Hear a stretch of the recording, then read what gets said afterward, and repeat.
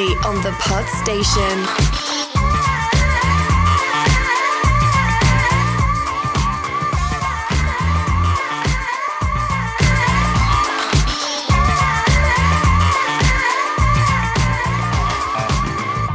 Welcome, listeners, to another episode of Disco Fever, Season 3 of Star Trek Discovery, Episode 11, Sukal. And once again, the two marks are delivering an irreverent review, providing you lively debate, conversation, and social commentary. What is Book feeding that massive pussy? Are Culber, Burnham, and Saru enjoying their fancy dress away mission? Is this episode stuffed with more story threads than a Christmas turkey? Will a pubescent go all Dark Phoenix on the crew? All this and much more will be unpacked in this week's episode. Let me introduce my friend and co-host, Mr. Mark Pollard. Hello. Hi mate, how are you doing? Not too bad. I liked that introduction. Thank you, yes. This episode was quite full, wasn't it? It was. How have you been? I'm good. I particularly like the reference to the big pussy when obviously they send Book to the sick bay. There was a specific line which I like to use on a regular basis, which is, you're going to need some love from Dr. Pollard. Always a winner, that. I've used that many times in my life, and it's failed to work on every single occasion. You haven't got enough for a hypno. Moving swiftly along. So yeah, how are you, mate? We've actually done this delayed, haven't we? I suppose we should timestamp this. This episode that we're covering today came out Christmas Day, but we're actually doing it after Christmas Day, so the festivities as a whole have died down somewhat. How was your Christmas? It was quite actually the typical lockdown type of Christmas. No different than last year's, really, other than the fact that, well, people couldn't actually come round this year. I put on a bit of weight, so I rang Weight Watchers and said, I've got an emergency, can you send someone round? And they said, yes, we can, we've got loads of those.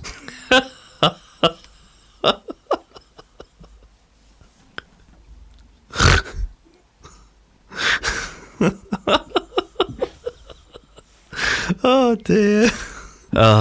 Getting in today was quite difficult because obviously the road's quite bad this time of year with all the gritters and everything else. But I had this lorry driver who was right up my arse, but it was nice of him to give him a lift.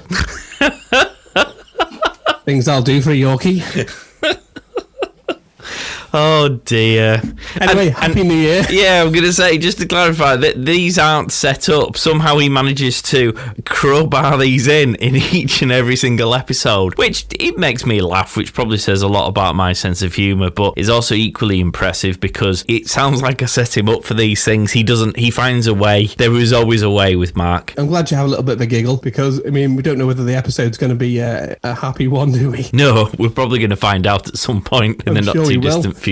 Have we had any comments or anything like that? No, it's Christmas. No one gives a shit. In a word, we didn't get that many before the episode. We didn't get many before Christmas insofar as when they weren't distracted by presents and stuff. It comes as no great surprise that an episode that lands on Christmas Day hasn't had any. Although, that being said, I think I've forgotten to post since Christmas Day. I've been on a self-imposed ban of everything technology-wise just because it can be a bit consuming, can't it, in life generally. And I've taken a stand this year when it suits my personal circumstances. That is. No, fair enough. Should we do a synopsis and get stuck into the episode then? Absolutely. In the absence of any comments. Discovery ventures into the Verubin. It's easy for you to say. You better not edit this shit out. Put your teeth back in. That's 2 times now. The first time I was on the phone to your mum. The second time I was on the phone to a fucking delivery guy. You're just having a good old chit-chat to the listeners. Well, stop answering your door. Discovery ventures to the Verubin Nebula, where Burnham, Saru and Culber make a shocking reveal of the origin of the burn. The rest of the crew faces an unexpected threat. Discuss. So, what did you think about this episode, buddy? Yeah. I saw it. Did you watch it pre or post Christmas Day? Pre. Okay, so I watched this in Christmas Day evening. There was no way I was going to get to watch it during Christmas Day just because you're doing stuff, aren't you? So I wait till the evening. And I think due to the copious amounts of E-numbers flowing through my veins through eating just the usual Christmas crap, fact that my initial take on this episode was far more positive when I watched it a second time to make me notes, which was yesterday. And obviously, I'd say those numbers had worked their way out, but obviously you're still chewing your way through the remnants of Christmas food. But there was obviously fewer, and I was feeling less festive. The episode didn't come out as strongly. Drugs work. That's the answer. Maybe you should be eating like loads of Mars bars and sweets when you have an episode, and each one's going to be amazing. I think you have to do that for the entire season 3 of this show. I've actually come to decide that I think thus far, with the exception of 1 or 2 specific isolated episodes, I think this season's been pretty poor so far. Almost to the point where if it wasn't Star Trek, I probably wouldn't watch it. I would tend to agree. In fact, the only difference I would say is when and I think you do this to a certain extent, is when I commit to a season or a show, if I don't like it, unless it's really, really bad, I will complete it because I've started. Yeah, but the difference here is that they're releasing episodes each week. I wouldn't have the patience to keep watching it each week to watch the things. If I couldn't binge it to work my way through it quickly, I won't persevere with this, I have to say. I think it's shoddy. I think the writers should be ashamed of themselves. I know stats is on a rather low ebb from this episode, but it's true. I think they've tried to pack too many storylines. They've tried to be too clever. They've had no focus on what the end goal is for this season, and as a result of which, they've just been wandering around like blind mice in a maze. They've got nowhere. They don't really focus on anything. Nothing's been given any substance. Nothing's been properly explored. The only 2 people I feel have come out, well, I'll say 4 people who have come out, 5 people who have come out, 6 people, no, 5. The people who've come out well out of this are Buck and Burnham, who I think have been fab. Buck's pussy, because you gotta love a pussy. Dr. Pollard, because it's a namesake. And Dr. Colbert, because actually he's probably been pretty good. With the exception of those, quite frankly, I'm not really arsed about anyone else. They could have wiped everyone else out and I wouldn't have been bothered. Well, I agree with everything you said thus far, and I think you're right. Buck and Burnham have been strong. I would say that Stamets and Culber, only because of my opinion of them prior to this season, have had better opportunities to show different sides of them. The energy's been expelled in the wrong areas where we need to see them. I would rather not have another story arc to try and explain away new characters and have them shine in their own light. I would go as far as saying we should have seen this in season 2. We're in season 3 now. We're not in the early stages of a new show. We've now got 3 seasons under our belt, and we still only are beginning to see shifts in the way characters are. The other one you haven't mentioned is Reno. And Reno. But to be honest, the reason why Reno's not on that list is because I forgot about Reno, because quite simply she's not in it enough, and therefore that's part and parcel of the problem. And that makes sense. I hate to get on the Mark Latham wagon, but occasionally you do. You've been banging on about The Mandalorian. Now, I said I was going to work through it over Christmas, and I have done, actually, over the course of 48 hours, and that's largely just because I was told I had to go to bed and get some sleep, otherwise I'd probably work my way through all 2 seasons. But I now understand what you mean by that, because The Mandalorian is a shining example of how this season should have been, insofar as you've got a strong plot A, which is the one that runs throughout the course of that season. You've got plot B, which is the episode to episode story arc, and you have a small number of repeating characters who you build up ever so gradually, but there's no rush because the secondary characters, so it's not essentially you know what colour underwear they wear from day one. You can find that out gradually over the course of time, but you've got those main characters who you flesh out again gradually over the course of the seasons. Unlike that, this season it's just been, let's just give 2 seconds to each and every story arc. It's embarrassing. In this episode, you have Adira and her pal who comes back from wherever the chuffing hell he's been and reappears, and they have a 2-minute conversation where he says sorry, she says I forgive you. He's talking about not being able to intermingle with the world, even though technically he's a memory, and therefore should he really be conscious of that being a thing? Because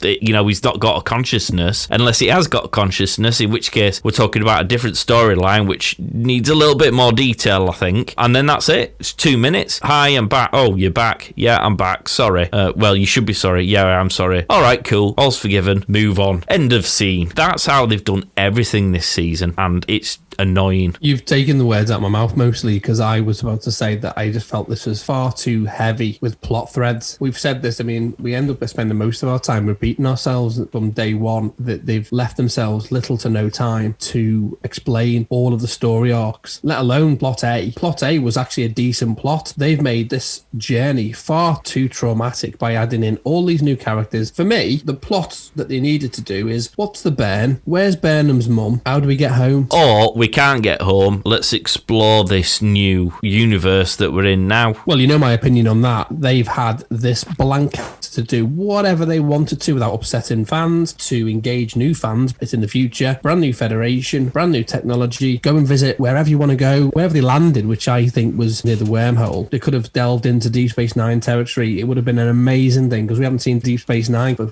20 years? No. That was roughly where Buck was saying it was 100 light years or so from the nearest wormhole. So I was surmising that's Deep Space Nine territory. But they were probably in the Beta Quadrant or somewhere. I don't think they were in the Alpha Quadrant. So they could have easily done a little bit of mapping around and said, well, where's the nearest planet? Let's see where we are. And found new species. But they didn't. They just went the whole season just seeing people we've already seen before. What they could have done is the plot here could have been what caused the burn, and they could have found each piece of the puzzle throughout the course of each episode, and they haven't, because they picked up and put down this burn thread like there's no tomorrow. In some episodes, it's not mentioned once. In some episodes, it's mentioned about 10 seconds out of the entire episode, and in some episodes, it gets given about 5 minutes, and whoop-de-doo. It's only these last 3 episodes we've actually bothered our ass to focus back on it, and actually, as we'll come to in a moment, it turns out it's a really big, boring pile of shit.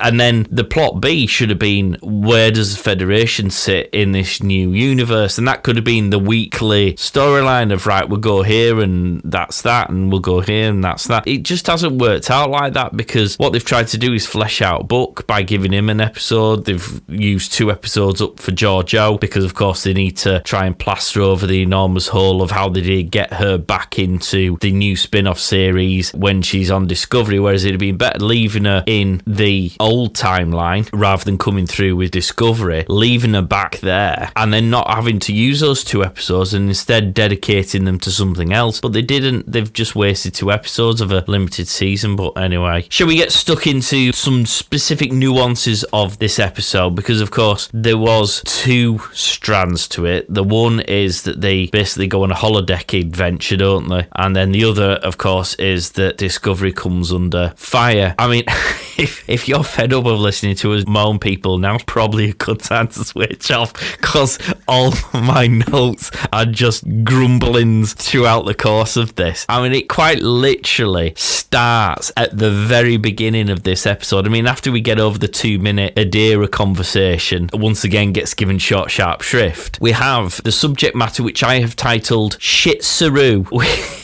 Where Saru has gone from a really promising, good captain to, quite frankly, an incompetent moron overnight, and for no particular explanation either, because he's held everyone to a standard that he doesn't appear to want to hold himself. So when it's his own race, he seems to lose all perspective, and that doesn't necessarily mean because he's in a really difficult position. We find out there is one of his race that's been living on this shit inside of this stormy, cloudy thing for about 125 years, and they arrive. They obviously spore jump there, and Saru's exact words are, hurry up, they've been waiting long enough, when discussing ploughing into what his staff describe as a very dangerous cloud of stuff. And I'm sitting there thinking, I don't know, if you spent an hour just doing a little bit of investigation, maybe send a probe or 2 in there just to see what's going on, learn a little bit about the cloud. Hey, let's push it a little bit, let's spend 5 hours doing that investigation. I don't think the person on the ship who doesn't know you're there and who has been there for 125 years is going to mind all that much if you spend a few extra hours just making sure that you're not going to bollocks it up right from the very get-go. Or send the bots, these robots. They've had more airtime than most of the characters.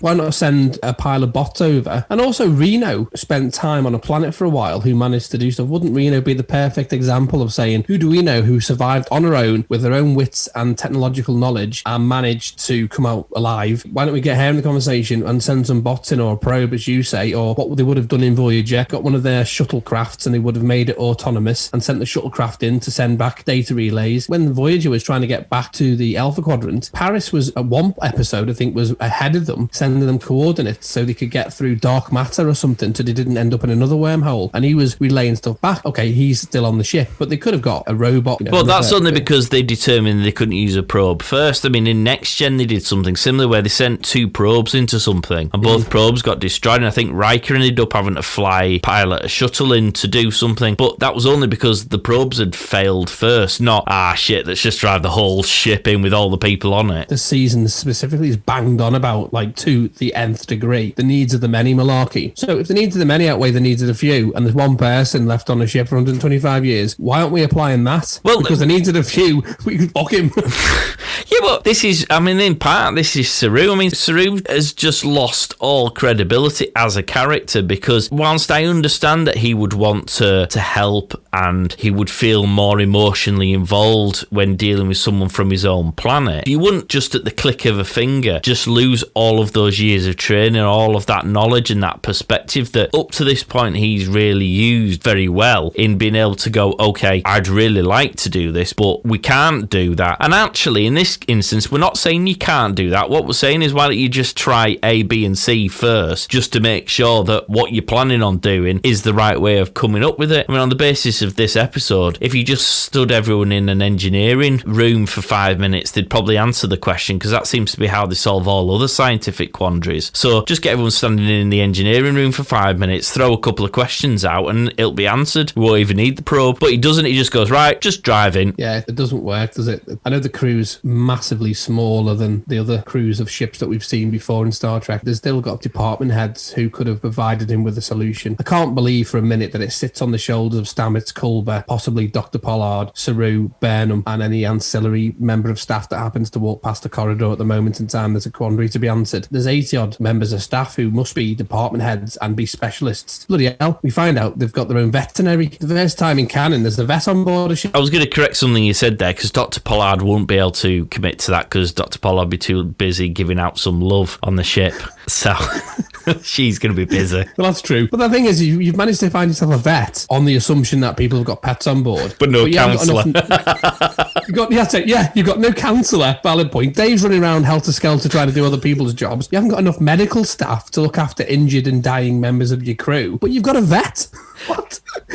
It's just and then they send Buck in, and Buck does some investigating and gets some coordinates that they can jump in. However, in just driving straight into this cloud, they manage to destroy the shields, and it takes 3 hours in order to fix the shields to go in and rescue any away team. So what do? If it takes 3 hours to fix your shields, why would you send in a crew who only have 4 hours worth of protection from radiation? Why don't you wait till your shields are fixed in 3 hours time, so then you can jump in 2 seconds if you need to save their asses, and then that 4 hours window that they've got isn't effectively a 1 hour breathing space. I mean, if anything goes wrong in those 3 hours of repairs, i.e., I don't know, someone drops one of the bolts and can't get near it, and it takes them an hour to try and pick the bolt up that they've lost, or they forget the part they need to replace, somebody left it at Starbase, whatever, and so they'll have to go back and get it. That doesn't actually mean that the away team get wiped out because Saru couldn't wait 3 hours just to make sure that the Discovery was tip-top and ready to fight its way in. Because again, waiting 3 hours in the general scheme of 125 years really isn't going to make that much difference, is it? No, I agree. I mean, I know it's before Captain Kirk, but fans of Star Trek will know how Spock died, and in the retcon version of the J.J. Abrams, how Kirk, inverted commas, died by dilithium radiation poisoning. Now, they already know it's radiation, and they've been given some wonderful drug that stops them getting it, but as you quite rightly say, if you can crunch down the numbers, that may give you either more time or fix your shield, come up with something else. Did they have tractor beams now? Well, they haven't got tractor beams yet, have they? Have they got tractor beams? Well, they should have, because they're in the future, aren't they now? Good point. And they've also retrofitted. And then let me just go back to another thing that we're going to be all over the show on this episode, I think. But anyway, let's just bear with. Who cares? No one's listening. They're all eating turkey.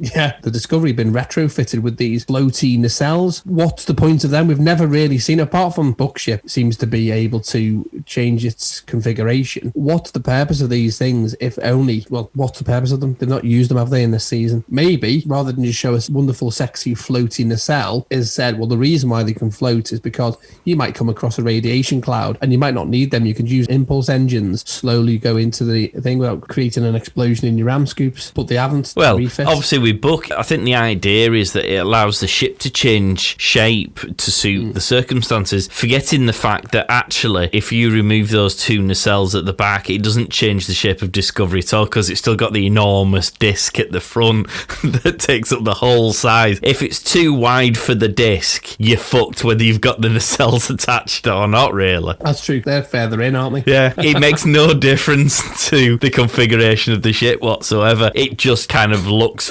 funky, but as we seem to find in this season, it seems to be style over substance far too often. There's no payoff to that at all. The fact that they've just got a ship that can float. They've got these point-to-point transporters now. Couldn't somebody have sent one in a little box into the nebula, used it to open up a communications channel, got the pubescent arsehole to chat to them, and then they would have gone, where's your position? Request transport, boom, he's on your ship, done. Yeah. Oh, it was just stupid. And Saru decides he's going on the away mission, which sort of makes sense because we are dealing with another one of his race, so I don't disagree with that. But we find ourselves in probably the first major situation where Tilly is going to be left in charge of the ship, which is immediately where it started to feel inherently wrong. When Saru announced her as his new number one, we both thought it was a ridiculous suggestion and it never felt right. I can't tell you how wrong it felt when it was announced, sort of almost became official insofar as she was going to have to sit in the captain's chair. From the get-go, it was just wrong on every level.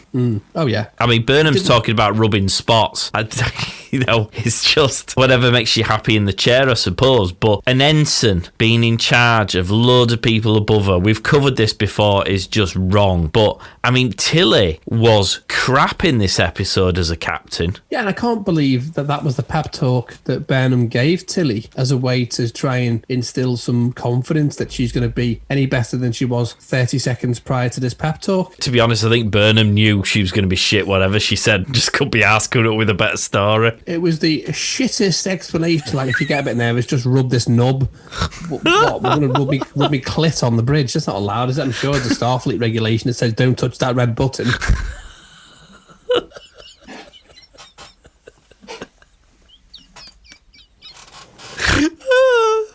Whatever she said to her, Stitching 9 saves time, and don't eat yellow snow. Always look both ways when crossing the road, and all those things. Stop, look, listen. That was the one you're after. Yeah, thank you. Or more timely, hands, face, space. Love it, yes. Or stop, follow me, you stalker. But all of those things could have been equally as valuable, because at the end of the day, she hasn't got experience as a captain. She hasn't gone through the proper ranks of Starfleet. She's been handed a commission, which would never happen. I mean, I'm just trying to think of any situation in the whole of Star Trek that someone who's an ensign that hasn't qualified through the ranks and being promoted as they should. And the reason people get promoted is because they're bloody good at their job. It just makes a mockery of due process. And she was dreadful. I mean, let's look at her achievements in this episode. Number one, she antagonises Osira, like legitimately antagonises her in a completely unreasonable way. I mean, from the get-go, she's like, I'm going to have a fight with you. You know, it's that kind of an attitude of come and have a go if you think you're hard enough. Whereas we know categorically that even even shit Saru, but certainly the likes of Janeway or Picard or Kirk or even Pike, they would have been stern and strong with Osira because of the situation that they find. They won't want to show weakness, but they would ultimately be trying to say, what's going on? Explain yourself. And then they'd explain themselves and they'd go, well, you can't surely feel that we're going to just roll over and let that happen, at which point Osira would be like, well, we'll blow you up. And they'll go, well,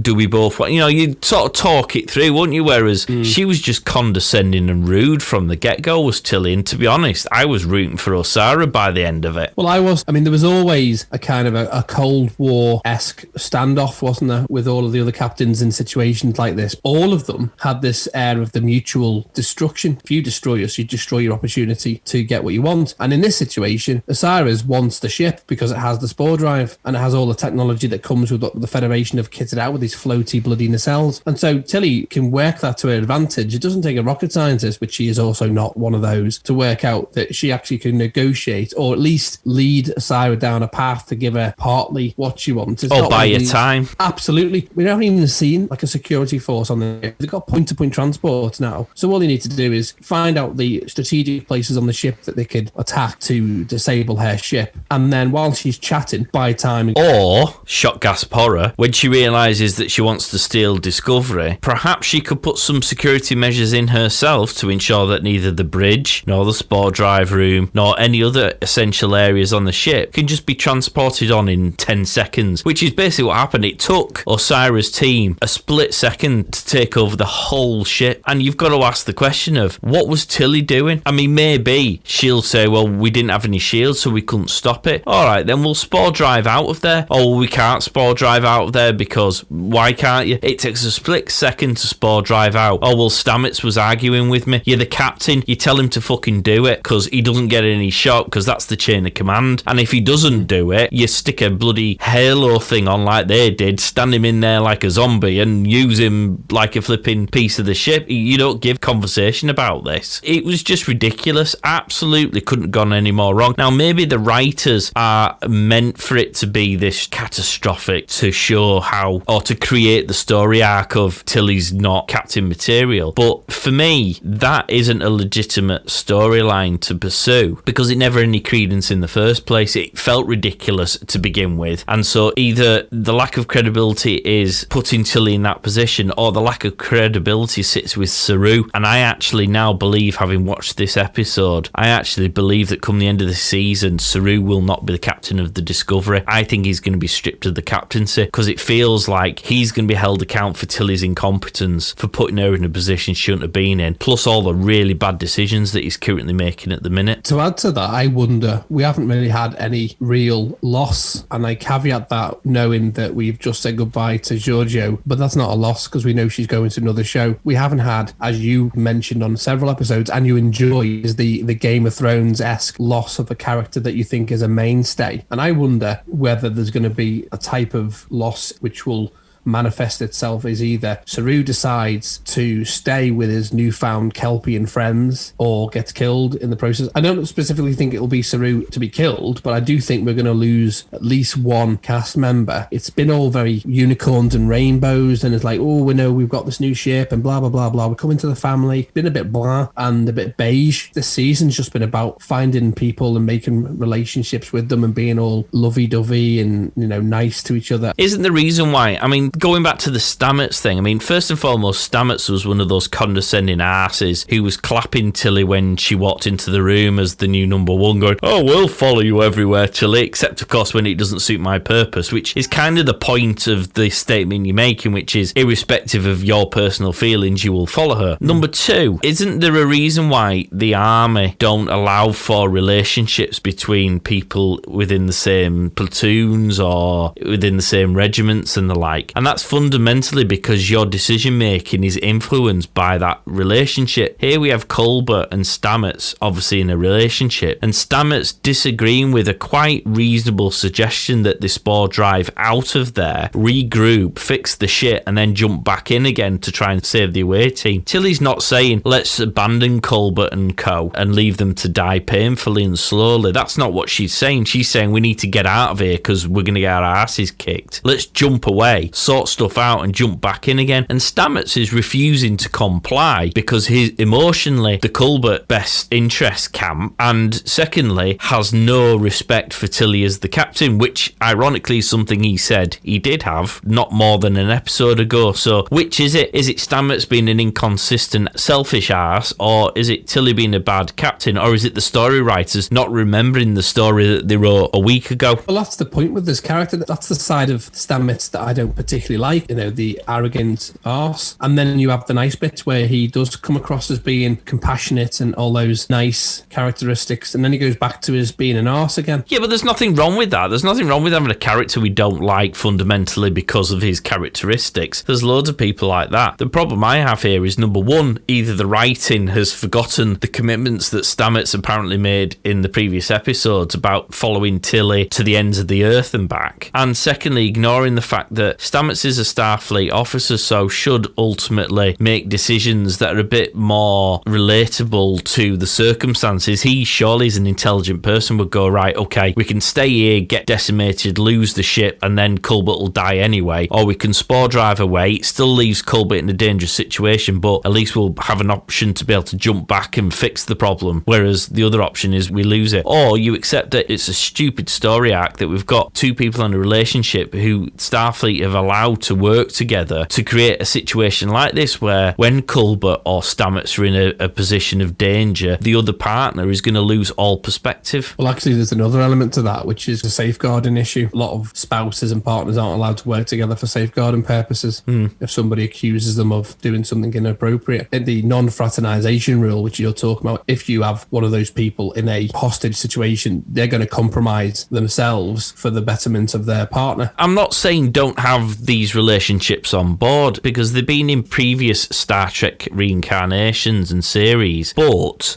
the decisions that are made by those people, you never saw B'Elanna Torres and Tom Paris having this major to-do every time one of them went on an away mission and the other one didn't. Yeah, absolutely, when one of them got into trouble and was in danger, did the other one worry and perhaps work tirelessly and not go to bed and stress beyond all comprehension to try and get them back safely? Absolutely they did, and that's perfectly understandable, but at no point did it compromise their position and their ability to do their job to the extent, or in those rare occasions where it did, the chain of command kicked in and they removed them from the equation. They said, right, you're not able to perform your duties because you're too close, so you're going to have to go and sit in your room. It's not an unreasonable thing to expect to keep that realism in the show, and they've ignored it, and it just doesn't work. Stamets is just blatantly ignoring Tilly. Stamets' delay in getting in the spore drive and doing it could arguably be the reason why the ship got taken over at the end, because if it had got his ass in there quickly enough and they'd have spore drived off, they wouldn't have been able to beam onto the ship. And if you think the biggest example for sticking to Starfleet is when Picard became Locutus of Borg. Now, Riker didn't sacrifice the entire crew to save Picard. He quite rightly said, we'll come back. There's nothing we can do. The ship's been damaged. We've lost decks eaten out of the hull and we've lost crew members. So it's not a particularly good day. Still managed to command the ship to safety without getting all emotional, without getting traumatized by it all. Cracked on. He didn't have a Detmer situation where he froze or was having PTSD. In the moment, his training kicked in, the whole purpose of your training, and he acted in the good of the many, outweighing the few, saved the crew of the Enterprise D, and then he went back and did what they needed to do to save Picard with a well thought out plan. Yeah, I think you've hit the nail on the head there. The phrase, the training kicks in, that's the bit that is absent from this show in these sorts of instances. Stamets' training should have kicked in, and if Stamets isn't trained, because some people might say, well, he was a scientist, he isn't there for that purpose, then you go, well, there should have been some mechanism to kick in to solve that problem, because we've known Stamets is the only person that can make this spore drive work. So what were the fail-safes if Stamets was refusing to comply? Did they have something in place? I don't know. Sedate him and stick him in. What was that they'd done to go, right, okay, if Stamets is compromised, what can we do to still use the spore drive in the event of an emergency to remove that element of life and death so that we can regroup and fix the situation? And there's nothing. So if Stamets is like a big flipping baby standing around throwing his toys out the pram, wasting valuable time whilst you're losing the opportunity to get away and save the crew to, as you say, replan a rescue mission. It's rubbish, and it was rubbishly written, and it made no sense, and it merely confirmed all those things that we knew were going to happen. And I don't think writers saying, well, that was kind of the point of the storyline, that Tilly gets chosen, she's not the right person, and it starts to show. It's like, no, because you haven't even done that right. And the other thing they've done, which tells you that they have had training, they all go through Starfleet Academy. What do you think that massively stupid scene at the end of one of the episodes where they're around that big fuck-off tree?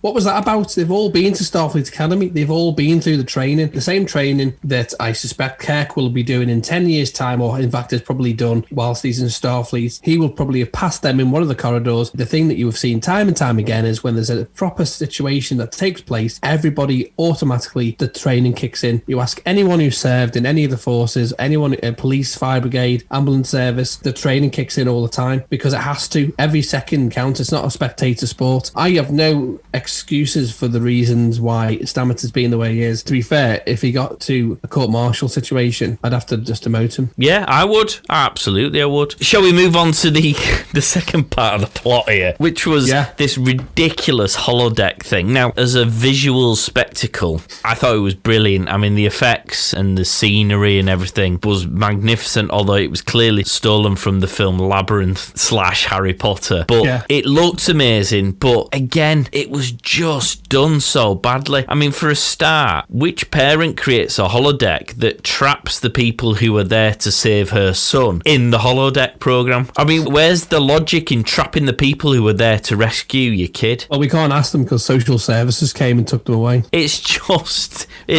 what I'll do is we'll create a holodeck program that keeps the child in a blissful ignorance whilst we train them up through a suite of programs that will arm them ready for the real world. Sounds perfectly reasonable. What we'll also do is that when the people beam on board the ship in order to save said child, we'll trap them in the world with no apparent means to get out of the holodeck, either to save the child or to leave the child because the child needs to stay there. We'll just keep them trapped in this ridiculous world with no exit. It's like, what a stupid plan. The training he's getting is based on the assumption that what he's being taught is actually correct, because that's the problem, isn't it? If you look at, like I was talking to someone the other day about the classic Charlton Heston film Planet of the Apes, the twist is they've built their society based on what they found in the remnants of the destruction of the planet, and have built their understanding of humans and humanity on the books that they found. Now, that's assuming the books they found are a true representation of the facts, rather than someone reading a book that they make the fact. This man-child has been taught. I just think when you say that, I think of a fella walking around with a nappy on.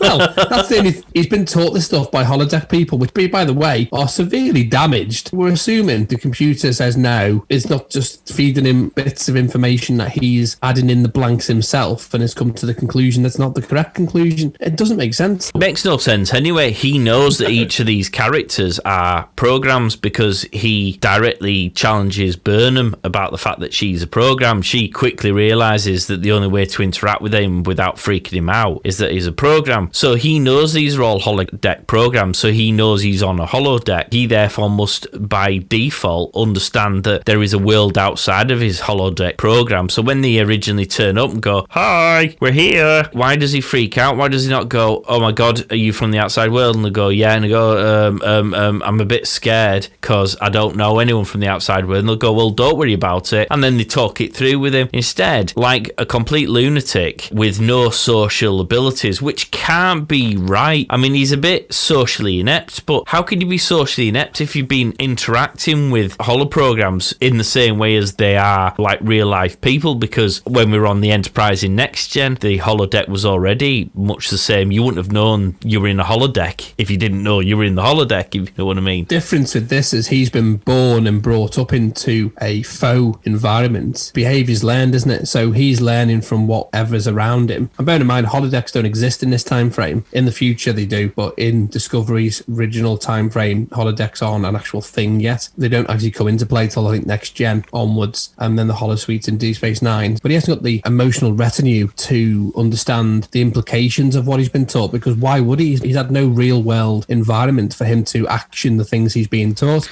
And as I've said to you before, these holo programs are glitching all over the show. It's the equivalent of you trying to click that tick box in the capture box that keeps resetting itself. Like, for the love of God, man, I am a human. Well, you see, I'd take issue with that. The holodeck existed in Next Gen. We're miles on from the Next Gen, so the holodeck's software should be miles better. Why would Mum create a world that would keep safe but also educate and expose the child to the man-child to real-life situations, and then create it in some ridiculous labyrinth upside-downy staircase place with scary castles and lightning? Why not put the kid in a situation where he's on their home planet and can travel a bit the same way as they did in Next Gen? Do you remember when Dr. Moriarty and they tricked him to put him in that little machine? He was in the equivalent of an entire universe as a holodeck, so he could travel around in that holodeck thinking that he was exploring the universe, completely oblivious to the fact that he wasn't. Why couldn't she have done that to the kid so that the kid could have travelled to different planets to try their social interaction or put into practice the things that he was being taught as a kid? When he did come into contact with real people, he wouldn't have been such a complete and utter freak like he was. Like someone with ADHD. He just was daft. It made no sense, and what the mum has done to try and protect him also makes no sense. But the difference with Moriarty was I think he was an actual holodeck program, wasn't he? Yeah, but that doesn't make any difference if the kid doesn't know or is happy to be in that world. Either we accept that the man-child knows he's in a holodeck and he's just turned into a bit of a lunatic because he's not had any interaction with anyone other than holoprograms, or he doesn't know there's an outside world. I got the impression it was both. I thought that over the past 125 years, the holo technology that was put in place has corrupted due to the radiation from the dilithium. He is aware, based on the fact that they're glitching, that they're not real people. But because he's been isolated that much, he's suspicious of new people. He hasn't got anything to counter that, has he? So, well, they've got no way of helping him because they're now locked in his weird world too. Weird. On the basis that Saru has come along to help ease the transition, to gently introduce themselves to this child, he goes in like a sledgehammer and goes, "Hi kid, we're from the outside world. Would you like to come? We're here to rescue you." And naturally the kid goes and runs away. And you just think, dude, at least warm up to the fact.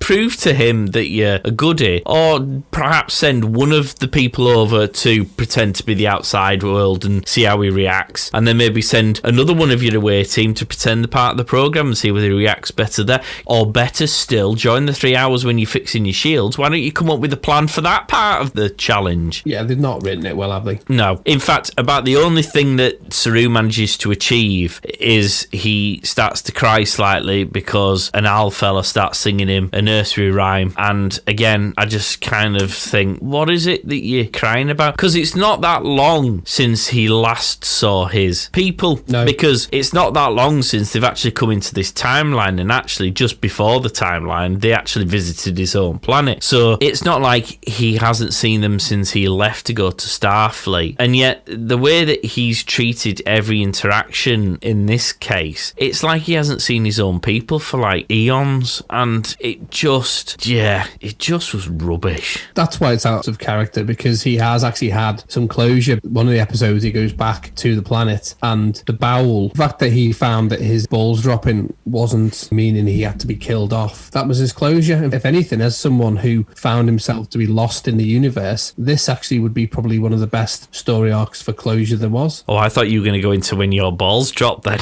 I wonder where that sentence was going. Oh, mine have dropped now. They're down by my shoes. Just keep dropping. Like orangutan knuckles now, they just drag on the floor. Well, I thought I had one of those small little snappy dogs the other day. It was my testicles.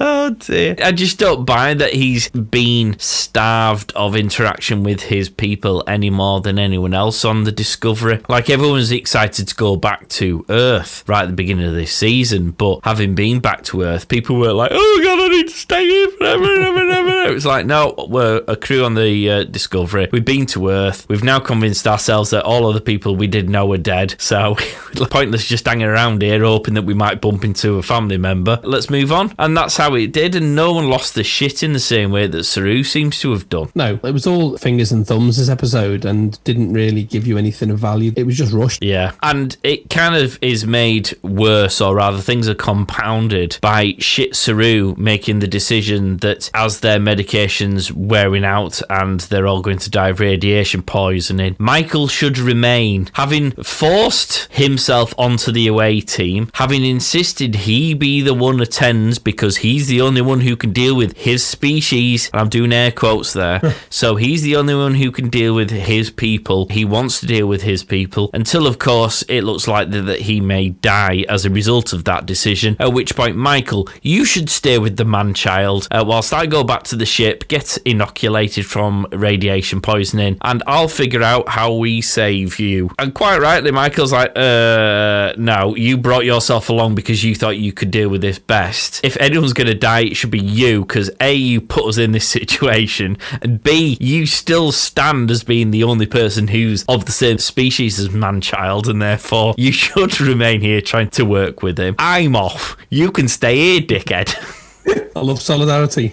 Yeah, he did. I was absolutely amazing when, Michael, I know this is a difficult thing to ask, but you're going to stay here and die. It's like, what? Am I? Am I?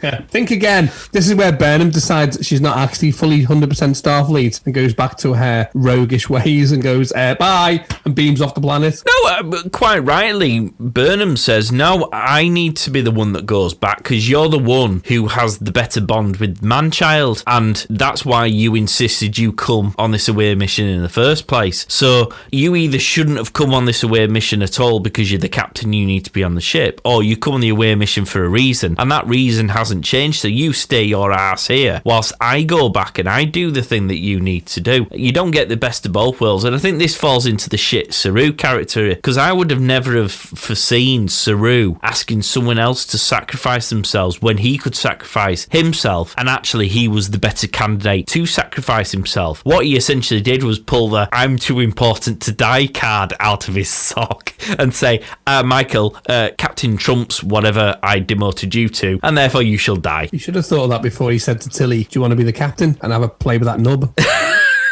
It was just stupid. It is what it is. And now, of course, Saru and, well, it's not just Saru and Colbert are stuck on their dying of radiation poisoning. Adira has somehow, logically/illogically, I strongly suspect, on the basis of the strength of the story writing on this episode so far, that Adira already has a master plan that will get them to escape from radiation poisoning in the final episode, and therefore her unilateral decision to ignore all instructions, all orders, and just do what she wants, which now seems to be the norm on Discovery. It's like, if you've got a better idea, you don't tell anyone and discuss it, you just do it.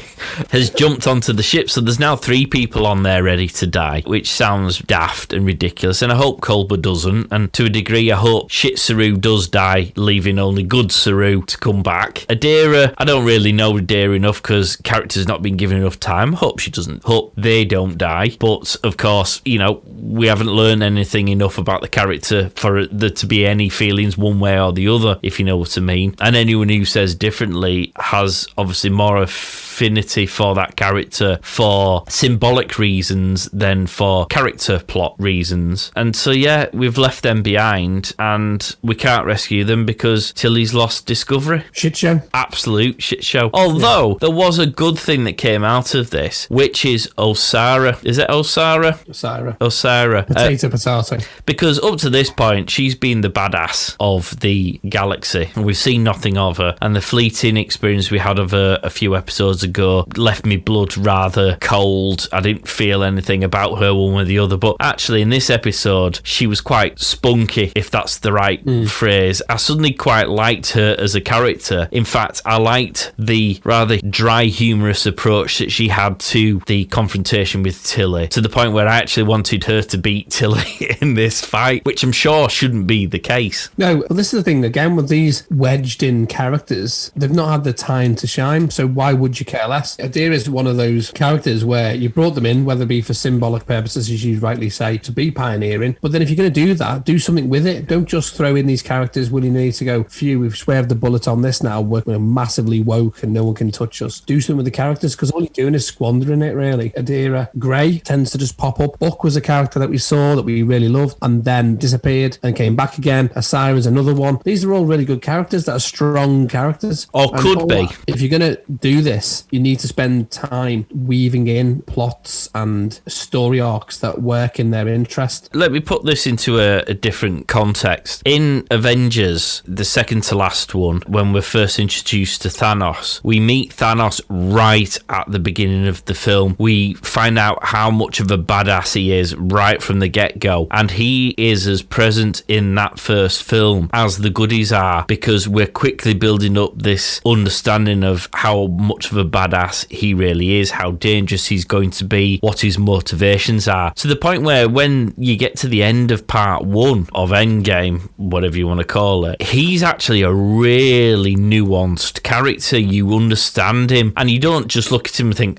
he's the cloak wielding ha ha ha ha ha panto baddie. He's got a proper light and shade to his character. Osiris should have been dealt with in the same way. We should have been introduced to her right at the beginning of season 3, so that over the course of this season we could have understood what makes up her as a character. Not that she's just this bad warlord that terrorizes the world, because that's a very one-dimensional character that we've come across before. And actually, going by this interaction with Tilly, I don't think she is that, because of the way she talks to Tilly. She seems a lot more intelligent. She seems slightly well-versed in how to talk to people in a way which doesn't make it abundantly clear what she's about to do. So she's obviously having this interaction with Tilly, but she's not aggressive, even though she is in essence saying, we're going to commandeer your ship, we're going to imprison your crew, and we're going to steal your spore drive technology, which is what she's saying. At no point does she say it in a threatening way. At no point does she do it in a way that suggests that she's a lump hammer. And it's a shame that we haven't seen more of this character and learnt more about the nuances of where she's from, what has created her, how she's risen to power, why she's now holding the position that she's holding over the entire of this season. Instead, we've almost been exposed to it over a 5-second conversation with the world's most incompetent captain. I'm meant to understand what's going to happen next. Yeah, so it's just daft.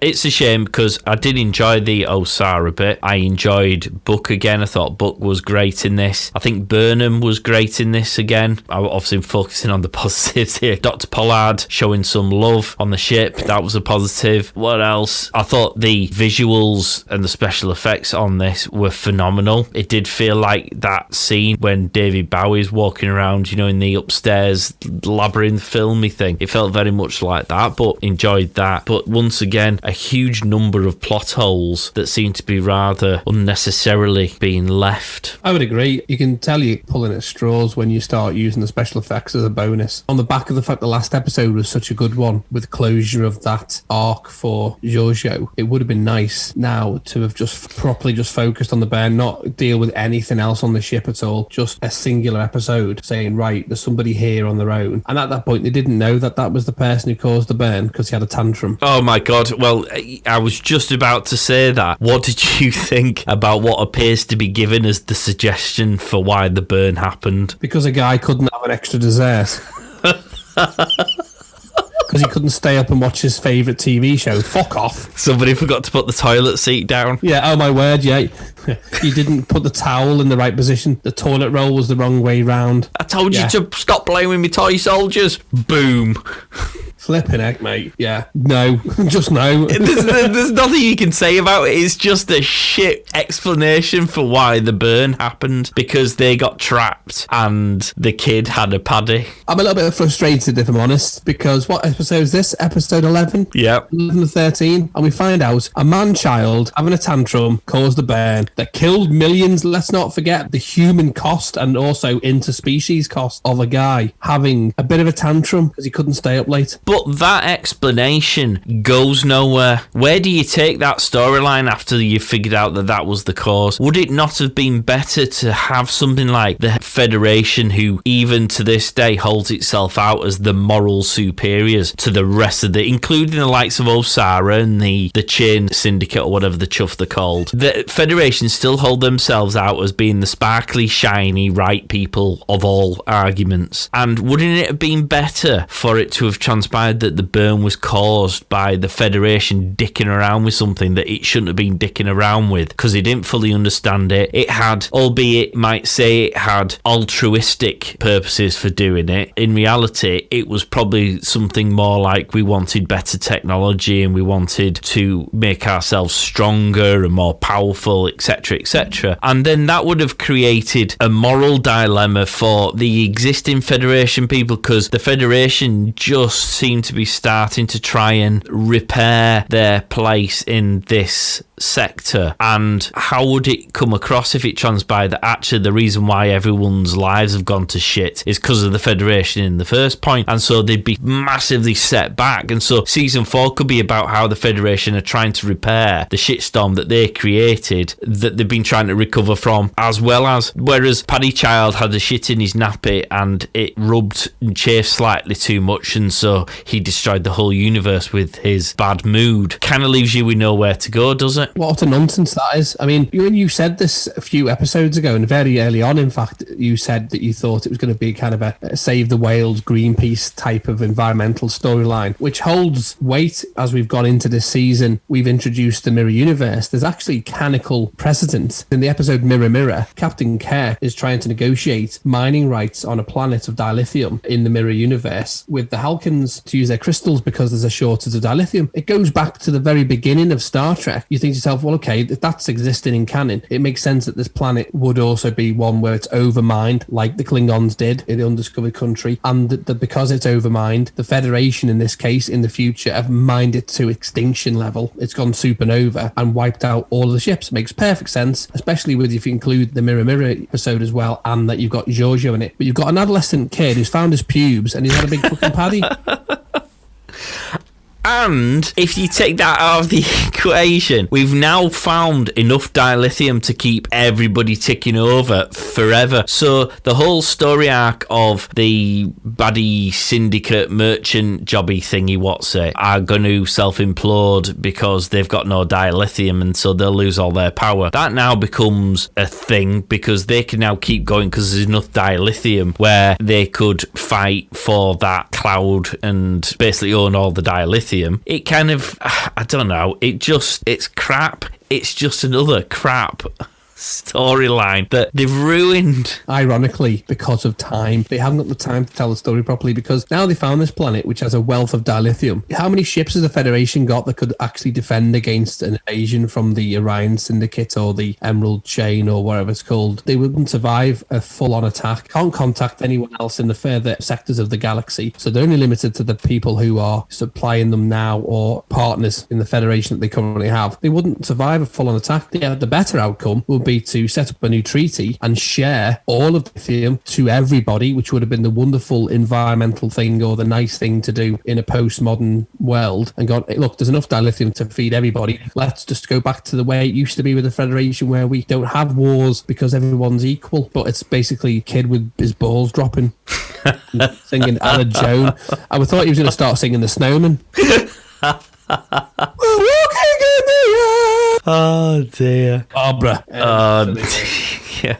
So, I mean, should we move on to Easter eggs before? Honestly, I'd be amazed if anyone's still listening to this, because we have. I mean, this is. If anyone listens to season 2 when eventually Matt finishes editing it and releasing it, we aren't normally this bad. We don't normally moan about it. We want to be happy. We want to be humorous. It's very difficult to do it where people keep on dropping bollocks left, right, and centre. Actually, talking about season 2, we've got about. I thought you were going to say talking about bollocks. Talking about bollocks, I've got 2 of them, and one of them's by me knee. We've got about 7 episodes of season 2 to watch. Yeah, we have. It might shower you with excitement again, where you got up in the morning to watch it and go, oh, I bloody love this show. Bloody love anyway, it. We have got some Easter eggs, not loads, but some. Warning! Nerd alert! A couple we've covered. I'll just go through the ones that I saw. Transwarp tunnel, Saru uses, which again, thank you to the Borg, is able to happen. Hang on a sec, before you move on from that, how on earth was it that Discovery was able to spore drive at the very end and take Osira's ship with it? Probably because they extended their shields, which they've done before. They've never spore drived a second ship. No, but they've also never had the answer to a bear being a dickhead kid. They're doing a lot of things they've never done before. There's no disputing they're just making stuff up now, but that was another I say scientific in the loosest sense of the word, because obviously everything's not really scientific, but on the basis of the precedent they've set so far, there was nothing that suggests that the spore drive would work on more than one ship. Otherwise, surely the Federation could spore drive Discovery and another ship to a location. They could leave that ship there, so almost Discovery becomes a taxi taxi service for other starships. They've not thought it through, have they? No, but they don't do that, and they can't do that because they have to send Discovery everywhere, because Discovery is the only ship that can spore drive, except, of course, when Saru wants to spore drive away, at which base her big-ass ship can disappear too. Anyway, get on with the Easter eggs before I go on another rant. Too late. Yes, the transwarp tunnel. Thank you to the Borg, as I was saying. We've seen it before. It was first used in the episode on Next Generation called Descent. We've seen it more recently used in Picard with Soji using to guide the La Serena. Voyager used it, didn't they? Yep, well, I was going to go to Voyager. The DNA recombination that we've seen before, the cat, Grudge, had it happen at the beginning of the episode to make sure it didn't die. But then Burnham had the combination done in the Battle of Binary Stars episode. Yeah. San Francisco Fleet Yards is mentioned, which is where the construction of the Senzu happened. Name dropped to various Starfleet yards that have built ships over the years. Most notably, everyone knows the Utopia Planitia ones where the Enterprise D was constructed. Hasperat, now that's a food that was mentioned in this episode, which is the spicy Bajoran food, most notably Deep Space Nine. Well, we did mention that, but what did you think about Saru, Colbert, and Burnham being changed as species? Because we obviously see Saru as a human here. It took me by surprise because I actually preferred him with the makeup.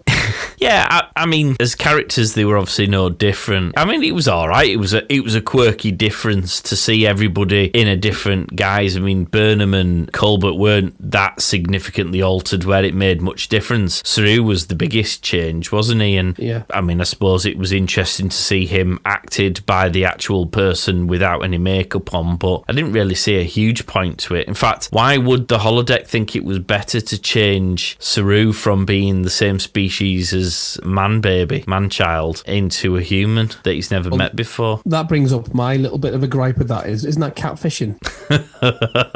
It's maybe what them two, Max and Thingy What's It from the show, they're going to appear in the next episode of Discovery going, are you really who you say you are? Let's meet on a cold winter's morning on the pier of Bajor. Well, see, my avatar is a 14-year-old girl. So you're turn up on the holodeck and go, hello, you're lovely.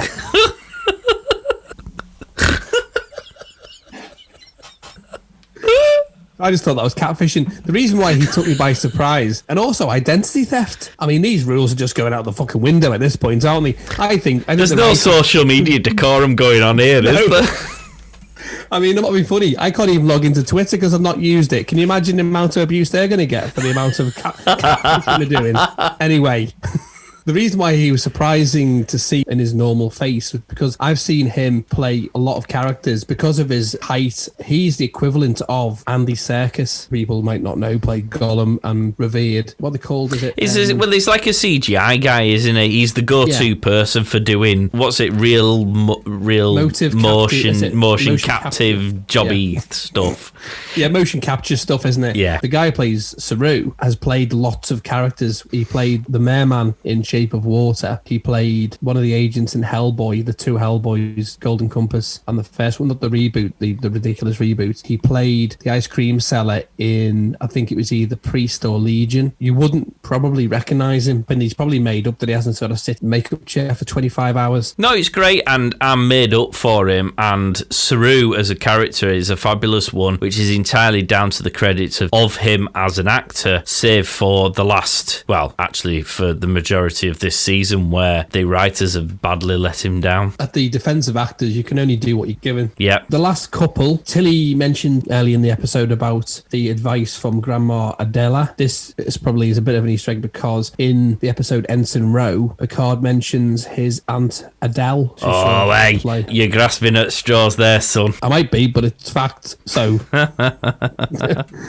Finally, cloaking device. Yes. US Discovery now has a cloaking device, which is the first one in canon. As we know, the USS Defiant was the only one that was allowed to have the cloaking device, and that at the early stages had to have a Romulan representative on board. Well, they didn't in the end. They had special dispensation, didn't they, from the Romulans? But of course, it makes sense that they can have it now because there is no real Federation, is there? If you remember the future episode of All Good Things, the Enterprise in that reality also also had a cloaking device. So if they've taken that narrative forward, it would lend itself to the fact that, yes, in this future, it would have a cloaking device. So that was it, really. It never made sense for me that the Federation couldn't have cloaking technology, but yet the Romulans could, and the Klingons could. Basically, everyone could apart from the Federation. The Treaty of Algeron prevented it happening. Well, it might have done, but it was a stupid treaty. Supposed to ensure peace. The reason why the Klingons had it and the other ones didn't is because they've swapped technology. The Romulans were allowed to have their ship designs in exchange for cloaking. So I'm not too sure of which way round it was, whether the Romulans got the ship designs from the Klingons and they gave them the cloaking technology. That was their earlier